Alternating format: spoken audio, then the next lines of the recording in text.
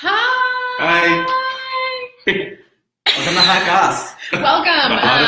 That what you just saw was the three of us being surprised that the computer worked. Right. Technology, which is funny because that's what we're going to talk about today on episode 3 of Hot Goss, dating apps, Yay. part 1. So we're talking today about Tinder, Bumble, Grindr, Her, even stuff like Snapchat, Instagram, people using apps for communicating about dating. Mm-hmm.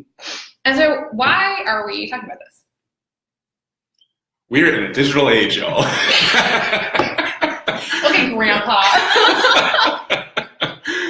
Yeah, we're in a digital age. I feel like it's like technology's everywhere, and we, in our free time, we like to find something that's validating and fun and kind of sexy, and I don't know, people get horny and lonely, and so it's easy to just hop on an app and see what's up. Yeah. And there's been a lot of conversation recently about apps. And kind of apropos that we're talking about this on the day that the net neutrality vote is going to happen. But there's, apps have become integrated into our lives in many different ways, whether we're talking about Instagram or recipe apps or a meditation app or a dating app, right? It's just another way to connect us with people. And this one tends to just happen to focus on sexy times. Sexy times. And so, why are we talking about, specifically, why are we interested in apps versus, online sites, like Plenty of Fish or OkCupid or whatever? What is unique or interesting about apps to us, especially? So, I think it's the... You go. I was going to say, so I think, as someone on both, so find me. I think there's a difference in the level of commitment and seriousness of them, Yeah. But I think that we almost inherently view an app as being more casual and fun than a website. But on a lot of the websites, a lot of them are paid services, a lot of them require you to fill out a profile and answer questions and do all these things that feel like it's a lot of work. Whereas a lot of these apps just hook up your Facebook profile. You don't have to write anything if you want to. You just start using them, So it's quite a bit easier. It just feels like less of a commitment. I think some of it too is the immediacy of it that you sort of hinted at with the website. You have to type in all the information, and it's almost 20 questions to be able to put that together. And I think they tend to have a fairly high match percentage because you're doing all that work on the back end, right? And if we're looking at these apps, a lot of it is photo-based. It's visual. It's quick. You don't have to put a lot of thought into how you want to describe yourself. You just let the pictures describe you. And something about, I think OkCupid has an app now. Yeah, it but looks there's a lot something like about there's something about being able to be on an app in a casual place. If you're at a restaurant and your friend goes to the restroom, you pull your phone out. You're not gonna jump into your online profile. You're just gonna open an app, open Instagram, open Tinder. Yeah, it seems like dating apps are moving in the direction that a lot of our social media is moving in, and so that only makes sense that people are now talking about how to use them. And it's the immediacy. I also wonder if there's the discretion also. But if I'm sitting here in the office, right, and I pull up on my TV, on my laptop, a website, right? You guys are gonna see what website I'm on. Whereas if I'm on my phone, I could be texting, I could be checking my email, I could be looking at the weather, I could be playing Pokemon Go, which I probably am. So, you're doing it right now. You can only see one of his hands.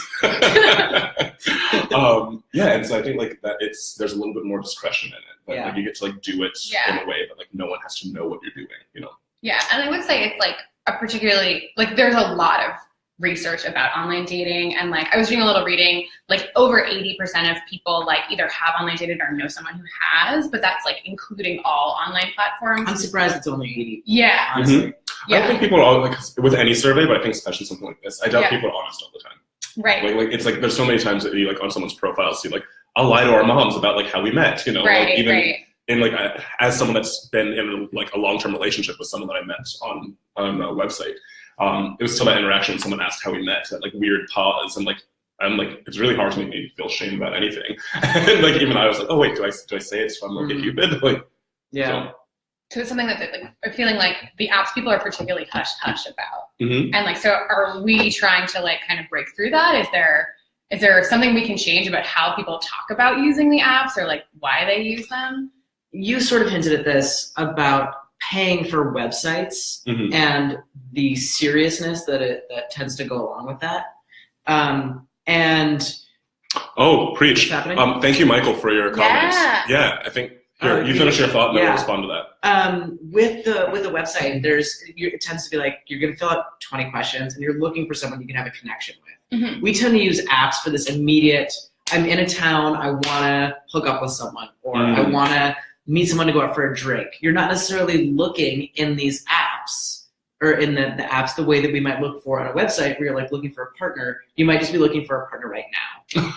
It's almost like a sexier Yelp. Yeah, like looking for lunch. Yeah, right? Like looking for a place to get a drink. And I think the point that we just got in the comments was that like with an app, I can be naughty or nice on the go, which is like a great seasonal joke that you just made. So it's very clever. Right. But also like it's true, right? That I can be on Tinder in a new city and be like, hey, I just like want to find a cool place to go out and get cocktails, and feel like I'm not alone in the city and get to meet someone. Or I can be like, hey, I want sexy times, It's a really easy way of really connecting, Speaking of apps, those of you who are tuning in, hit us up in the comments. Let us know what dating apps you're using. We've been talking a lot about Tinder, but I've been out of the game for a minute. So let us know what fun dating apps you're using. And also if there's a difference in how you use the apps, right? Like there's a difference in how people use like Bumble versus Tinder versus OkCupid versus Snapchat. Yeah. What are some other reasons that you've heard from like friends or from yourself for why you would use a dating app?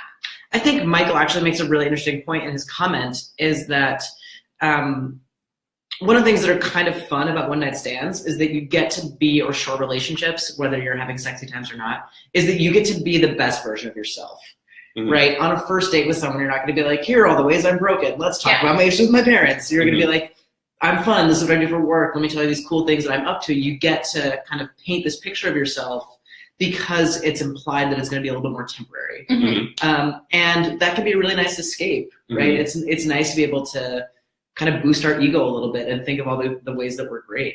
I think it's interesting because you can be the best version of yourself, but I think you can also be not the worst, but you can be another version of yourself. Like I think that you can reject someone in an app in a way that you never would in real life. Like if a human came up to me at a bar and I wasn't interested, I wouldn't just turn away or like push them to the side. Swipe them left. I would like have a conversation with them and then like find an excuse to leave. Whereas like in an app, like I don't have to do that. I don't have to use any social graces. I can just like not respond or like or even more simply just like not swipe right on them, or like not interact. And so I think it's there's a sake of not necessarily ease, but it's again that sense of escape. You get to live a life that you wouldn't normally live, and then have the added benefit of like the ego boost or like maybe even sex. And that's there's there have been articles that have talked about how this generation, both our generation and the generation behind us, have been interacting with social media and with apps, and so much time is being spent interacting with other people through phones, whether it's on Facebook or through Snapchat. And so it doesn't really surprise me that we would try to find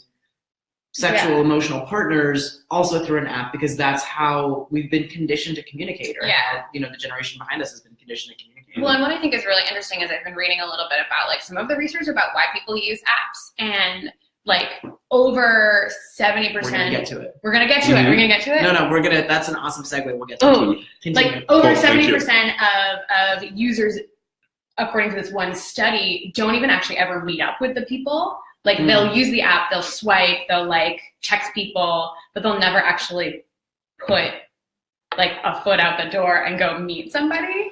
Which I think ties in really interesting. They also found that like the majority reason why people were using them was not for finding a romantic relationship, but for like validation, self-gratification. And so I'm like wondering like what's the appeal of swiping? Like why do we do it? Well, and I think that can be really true, right? That we're a social species. We need to feel validated. We need to feel connected.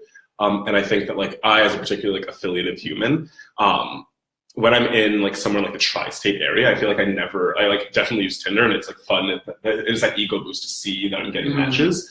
And I might talk to someone, but I'll never meet up. Whereas if I'm somewhere entirely out of like realm, somewhere that I've never been before, like 7 states away from here, I usually do meet up with people and go on dates. And I think it's because like I don't want to feel alone in a new place. Like I want to share the experience with someone. Like I want to feel like I have some sort of connection. And so I will meet up with people. I will talk to them in a way that I don't normally. Whereas in places that are close by, like if I'm in Boston, like I've been to Boston a million times, like I don't feel lost there, so I don't need to find a connection there. Yeah. It's interesting. That's Michael's second comment. Definitely using the app to see who's around, especially in a new place. We were talking about this earlier. Yeah. Holidays are coming up. A lot of people are going to be going home. A lot of people are not going to be going home. Yeah. Right. So if I'm going to my hometown and I'm hanging out with all my high school friends, it's pretty easy for me to ask one of them if they want to hook up.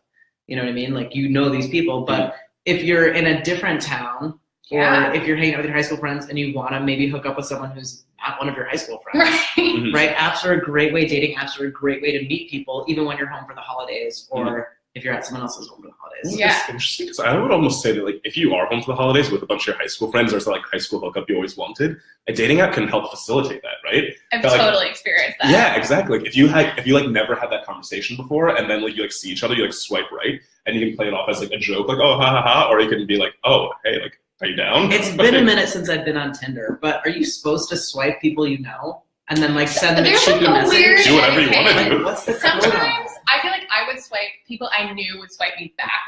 Like, if it's like, haha, we both know that we're on Tinder, caught you at it. But if it was like somebody I thought was really cute and I was really nervous, I would like just close the app immediately because I didn't want to know. I always close it and then leave it for a little bit, then I open it and close it, and then open it, like, all right, cool, I'm just going to do it. It's going to swipe right. It's just like, it feels like it's a replica of like what you do in real life almost, because you have that connection. So like the next time you see them, you don't want to be like, But I think because like there's so many reasons why one could swipe in either direction. Like, I've accidentally swiped in both directions, you know? And so I think that like people, it's a good buffer on an online, on some sort of app, because you can always play it off to something else. So you can like, you don't have to be and like we can say this is a good or bad thing, but like you don't have to be always entirely forthcoming, which is potentially really dangerous, right? To like swipe in a direction and then lie about why you did, or like play it off to something else. But I think for like fragile egos, a lot of times it's like way easier to say like, this person didn't respond to me, didn't swipe right on me, didn't whatever, because like, I don't know, like the internet connection broke, or they deleted the app, or any X, Y, or Z. You know? Yeah. I would love to hear comments.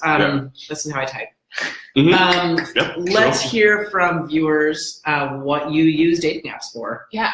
So are you using them, or are people using them for friendships, for dating, for long-term relationships? Yeah. Are we trying to meet new people in new places? Which apps are you using, and like how does that affect your interaction with them, right? Like, are you using Bumble in the same way that you're using Grindr or Tinder or whatever? So. Do you like ideally want to date someone in real life, or like are you really just looking to like swipe? Tell us all of your secrets. Tell all of your secrets. Hashtag speak about it. All two of you are watching. Awesome. Yeah. Sweet. Well, this is like a really extensive, long conversation. We've barely even like reached, the tip of the iceberg with this. There's conversation we can have about like scratch the surface. That's the idiom. But like we could talk about like, what do you do when you meet a person IRL, and like after you meet on Tinder, like what apps are good for what? Like, who's not in this conversation? Yeah.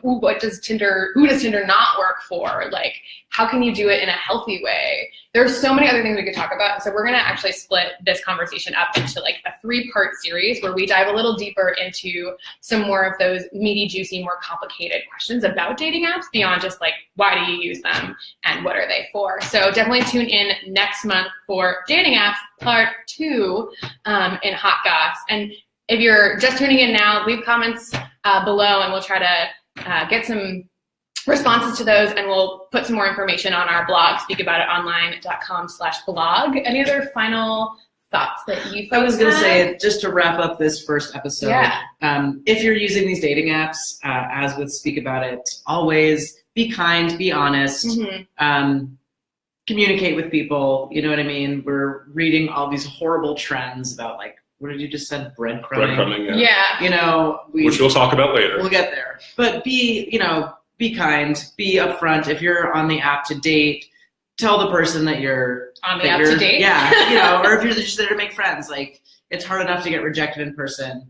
You don't need to just drag someone along online. So be kind. Yeah. Holidays are hard.